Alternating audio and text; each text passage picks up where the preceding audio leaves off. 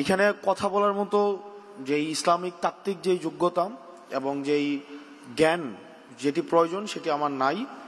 আমি গত 1 বছর এবং আমার বিশ্ববিদ্যালয়ের 7 বছর 6 বছরের যে অভিজ্ঞতা আমার হয়েছে এবং আমার এই গত বেড়ে ওঠা সব মিলে ইসলাম, বাংলাদেশ এবং আমাদের সমাজ ব্যবস্থার আলোকে আমার যেই কিছু অভিজ্ঞতা হয়েছে আমি সেটি আপনাদের সামনে শেয়ার করতে পারি।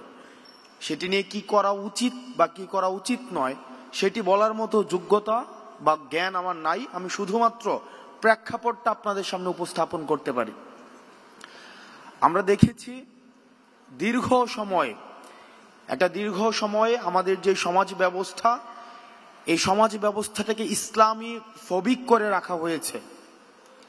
এমনভাবে আমাদের মিডিয়া, আমাদের কালচার, আমাদের শাসন ব্যবস্থা তৈরি করে রাখা হয়েছে যেখানে এমনভাবে উপস্থাপন করা হয়েছে যে একটা ইসলাম মেজরিটির একটা দেশ, সেখানে ইসলাম প্রিয়তা, ইসলাম মুখী এই বিষয়টাকে ইসলাম ভীতি হিসাবে উপস্থাপন করা হয়েছে।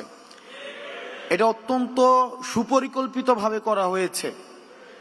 এখন সেটা থেকে উত্তরণ আমরা কিভাবে ঘটাবো, সেটার উত্তরণ নিয়ে আমরা সেটা থেকে উত্তরণ কিভাবে করতে পারি সেই বিষয়ের সেই পথ আপনাদেরকে উন্মুক্ত করতে হবে। আপনারা এখানে যারা এই বিষয়ে অভিজ্ঞ রয়েছেন, এটির পথ আপনাদেরকে উন্মুক্ত করতে হবে এবং আমাদেরকে দেখাতে হবে যে এই পথে হাঁটলে ইসলাম নিয়ে যে এই ধরনের বিভ্রান্তিকর তথ্য রাষ্ট্র ব্যবস্থায়, সমাজ ব্যবস্থায়, আমাদের কালচারাল অঙ্গনে, আমাদের সুশীল সমাজে যে ভয়টা রয়েছে সেই ভয়টা কাটানোর জন্য আমাদেরকে পদক্ষেপ নিতে হবে। এবং পদক্ষেপ কি হতে পারে সেগুলো আপনারা আলোচনার মধ্য দিয়ে নির্ধারিত করতে হবে। আর আমরা রাজনৈতিক পরিসর থেকে আমরা এটি নিশ্চিত করতে চাই, সেটি হচ্ছে যে আমাদের সমাজে, আমাদের দেশে ইসলামোফোবিয়ার আর কোনো স্থান হবে না। একই সাথে অতীতে আমরা যেটি দেখেছি যে আমাদের দাড়ি টুপিওয়ালা যারা আছে, আমাদের ইসলামী অঙ্গনের যে মানুষগুলো আছে, তাদেরকে নিয়ে একটা দীর্ঘ সময় হাসিনা এই ফেসিবাদের সময় জঙ্গি নাটকের বিভিন্ন নাটক মঞ্চস্থ করেছে। দেশে যেভাবে ইসলামী ফোবিয়াও থাকবে না, একই সাথে এই জঙ্গি নাটকও আর থাকবে না।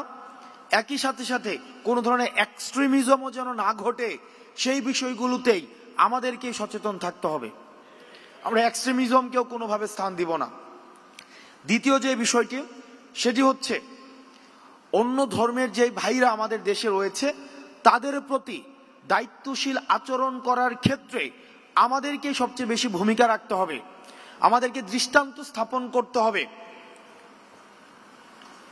আমাদেরকে দৃষ্টান্ত স্থাপন করতে হবে যে যেই সংখ্যা আমাদেরকে বলা হয় মাইনরিটি যারা রয়েছে, হিন্দু, বৌদ্ধ, খ্রিস্টান, যারা মাইনরিটি যারা রয়েছে তারা অনিরাপদ বোধ যেন কোনোভাবেই না করে, তারা যেন সবচেয়ে বেশি নিরাপদ আমাদের কাছেই যেন বোধ করে, সেটি আমাদেরকে নিশ্চিত করতে হবে।